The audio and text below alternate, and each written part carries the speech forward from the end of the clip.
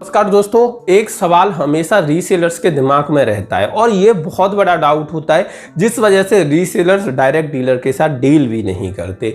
दोस्तों, जैसा कि आप लोगों ने डायरेक्ट डीलर्स के साथ डीलिंग की हो तो आपको पता होगा कि वो सिर्फ और सिर्फ प्रीपेड पे काम करते हैं।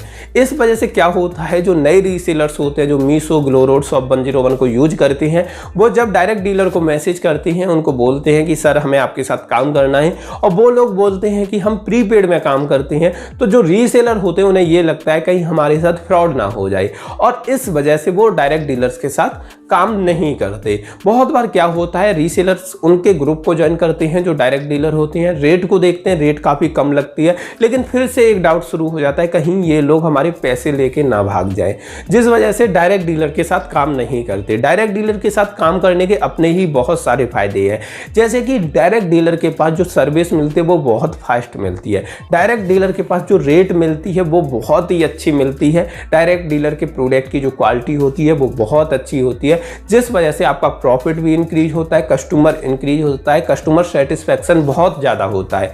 इस वजह से आप डायरेक्ट डीलर के साथ काम कर सकते हैं, ये फायदे आपको उनके साथ देखने को मिलती है। लेकिन लोगों का डर क्या होता है कि ये प्रीपेड पे काम क्यों करती हैं, मीशो है, ग्लोरोड, ये सभी सीओडी पे देते हैं, यानी कि ग्राहक के पास माल पहुंचता है जब पैसे लेते हैं और उसके बाद हमारा कमीशन देते हैं, तो ये डायरेक्ट डीलर इस तरीके से काम क्यों नहीं करते। तो इसी के पीछे का मैं रीजन बताऊंगा और आप लोगों को बताऊंगा कि कैसे आप असली डीलर की पहचान कर पाओगे कि ये सही डीलर है, इसके साथ हमें काम करना चाहिए। तो दोस्तों, सबसे पहले आपको बताता हूं कि होता क्या है कि जो डायरेक्ट डीलर है उनका फोकस रहता है कि हमारे प्रोडक्ट की रेट कम हो और मार्केट में सबसे ज़्यादा रेट कम हो। तो रेट कम कब होती है, किस कंडीशन में होती है, हम हमेशा कॉस्ट कटिंग करते हैं, और कॉस्ट कटिंग या तो क्वालिटी से कर लो, या जो सर्विस चल रही है, जो सिस्टम चल रहा है, उस सिस्टम में से कोई भी कॉस्ट कटिंग आप कर सकते हैं, तो वो कॉस्ट कटिंग करते हैं। लेकिन ये लोग जो मीशो, ग्लोरोड वाले हैं, ये कॉस्ट कटिंग सीओडी की वजह से ही नहीं कर पाते। अब आपको बताता हूं कि ये कॉस्ट कटिंग कहां पे होती है। तो दोस्तों, होता क्या है, पहले आपको मैं इनका बिजनेस मॉडल आपको समझाता हूं।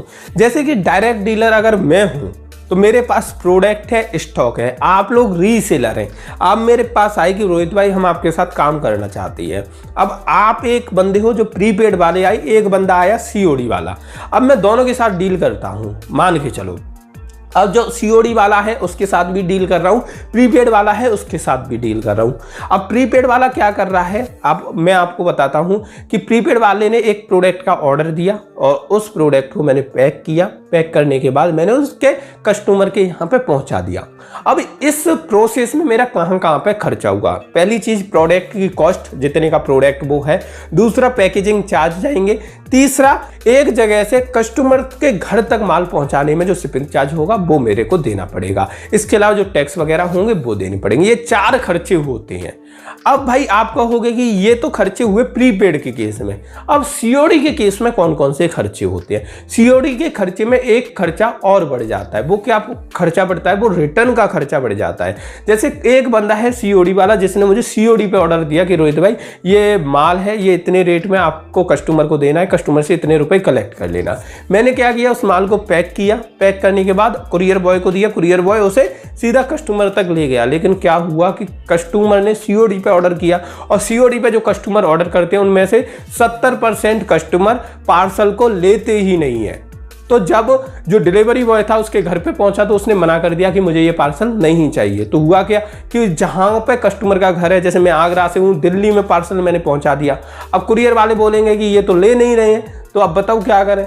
तो मैं कुरियर वालों को बोलूँगा कि इस पार्सल को वापस आगरा भेज दो। तो जो वहाँ से लेके आगरा तक का आने का खर्चा होगा, जो शिपिंग चार्ज होगा, वो मेरे को ही देना पड़ेगा।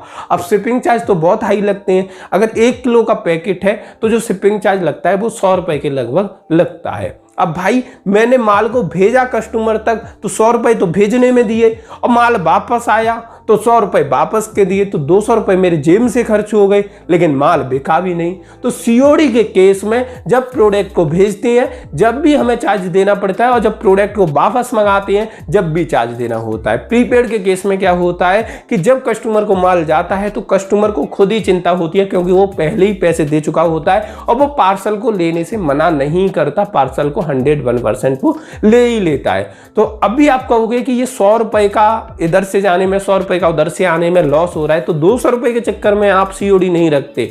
दोस्तों ऐसा नहीं है। अगर दिन में हम 1000 पार्सल भेज रहे हैं, जिसमें से अगर सीओडी पर 500 पार्सल है और 500 में से 200 हमारे पास रिटर्न आ जाए और हर पार्सल पर हमें 200 का छोड़ो 100 रुपए का भी नुकसान होता है, तो आप 200 × 100 कर सकते हैं, यानी कि हमें 20,000 रुपए का नुकसान हो गया। जितना हम प्रॉफिट नहीं कमाएंगे उससे ज़्यादा नुकसान हो जाता है। तो जो डायरेक्ट डीलर होते हैं वो कभी भी सीओडी ऑन नहीं करते, और जिन लोगों ने पहले सीओडी ऑन किया है उनको लाखों का घाटा पड़ा है और लाखों के घाटे को अब तक वो झेल के बैठे हैं, इसलिए वो प्रीपेड में काम करते हैं। प्रीपेड में हमें फ़ायदा ये हो जाता है, या हम जैसे डायरेक्ट डीलर को फ़ायदा ये हो जाता है कि हमें पहले पैसे मिल जाते हैं। तो जिसके पास पैसा होता है तो वो सामने से माल लेता है तो कैश में लेता है, और कैश में माल थोड़ा सस्ता मिल जाता है उधार के मुकाबले। तो प्रीपेड में काम होता है तो हमें थोड़ा माल सस्ता मिल जाता है। उसी जगह जो लोग मीशो ग्लो रोड पर सेल करते हैं तो वो उधार माल उठाते हैं मार्केट से, तो वो सीओडी पे काम करती हैं, पैसे लेट आते हैं, कुरियर चार्ज उनके पास लग जाते हैं, तो वो ज़्यादा प्रॉफिट बिजनेस में नहीं कमा पाते। तो इसलिए जो डायरेक्ट डीलर होते हैं वो सीओडी पे काम ना करके प्रीपेड पे काम करते हैं। अब भाई कैसे पता लगाएं कि कोई भी डायरेक्ट डीलर सही है या नहीं, कोई फ्रॉड तो नहीं है? तो इसके लिए आप क्या कर सकते हैं, अगर कोई डायरेक्ट डीलर है तो उसके पास जीएसटी जरूर होगा, आप उससे जीएसटी नंबर ले सकते हैं।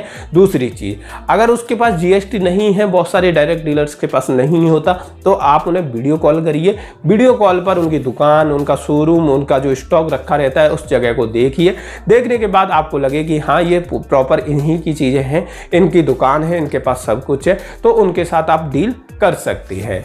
तो दोस्तों ये जानकारी आप लोगों को कैसी लगी कमेंट करके बताइए। वीडियो अच्छी लगी हो तो लाइक कर देना, और जिन लोगों ने चैनल को सब्सक्राइब करके बेल बटन नहीं दबाया है वो जल्दी से जल्दी दबा दीजिए, जिससे इन फ्यूचर ऐसी वीडियोज की अपडेट आप लोगों को मिलती रहे।